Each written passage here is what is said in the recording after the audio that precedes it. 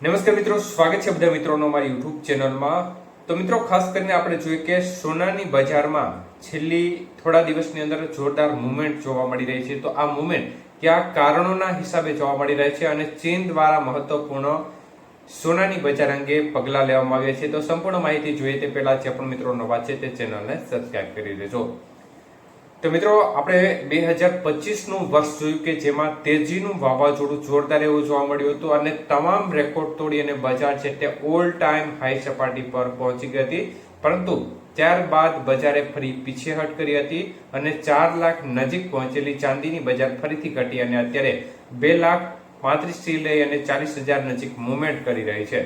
અને સોનાની બજાર છે તે પણ અત્યારે 1,50,000 થી 1,55,000 નજીક જોવા મળી રહી છે, જે 2025 ના વર્ષમાં જોરદાર વધીને 1,80,000 નજીક પહોંચી હતી।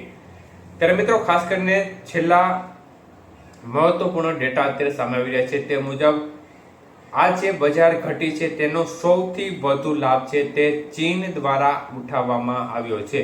જી હા મિત્રો, ચીન દ્વારા બમ્પર રીતે સોનું ખરીદવામાં આવ્યું છે અને પાછલા મહિનાની અંદર એટલે કે જુલાઈ મહિનાની અંદર જ ચીન દ્વારા અત્યાર સુધી ખૂબ જ મોટા પ્રમાણમાં સોનાની ખરીદી કરવામાં આવી છે।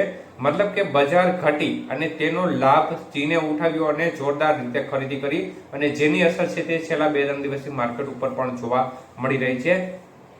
તો ચીન છે તે પોતાનું ભંડોળ છે તે ચોક્કસપણે વધારી રહ્યું છે। પોતાની કરન્સીને મજબૂત કરવા માટે એ ભંડોળ છે તે અત્યારે એકઠું કરી રહ્યું છે અને જોરદાર ખરીદી છેલ્લા ઘણા સમયથી ચીન કરી રહ્યું છે। જ્યારથી બજાર ઘટી છે ત્યારથી તેમને ખરીદી કરવાની જે ક્ષમતા છે તેમાં નોંધપાત્ર રીતે વધારો કર્યો છે।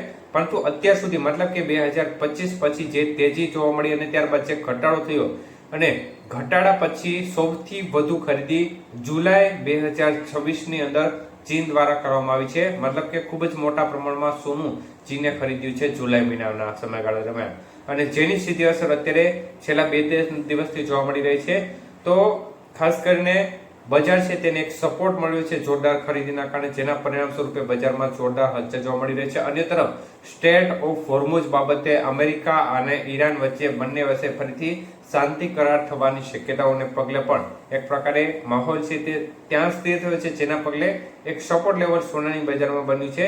તો બંને દેશો વચ્ચે મહત્વપૂર્ણ કરાર થાય તો આ સંજોગોમાં બજારમાં ફરી મૂવમેન્ટ જોવા મળે અને અન્ય તરફ ફેડરલ રિઝર્વ દ્વારા જે એના ચેરમેન છે તેમને હટાવવામાં અત્યારે અમેરિકા એક પ્રકારે થોડું રસ લઈ રહ્યું છે અને ફરીથી કંઈક નવી હલચલ જોવા મળી શકે છે, કારણ કે ફેડરલ રિઝર્વ આગામી સમયમાં વ્યાજ દરોમાં ફેરફાર કરવાની સંભાવના દેખાઈ રહી છે।